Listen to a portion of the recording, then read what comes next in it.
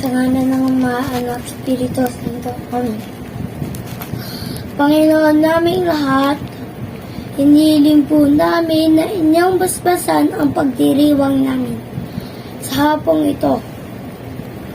Kami ay nagpapasalamat sa isang taong nakalipas na puno ng kaalaman at pagpapala.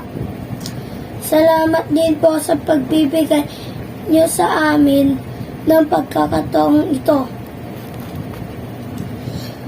upang mabigyan ng parangal ang mga batang nagsumikap at nagsipag sa pag-aaral. Naway patuloy niyo pa rin po kami bigyan ng lakas at talino. Ganon din po sa aming mga naging guro at lalo na po sa aming naging tagapagpayo sa loob ng silid-aralan na si Ginoong Nestor Uging. At salamat po sa mga magulang namin na lagi taga-suporta sa amin.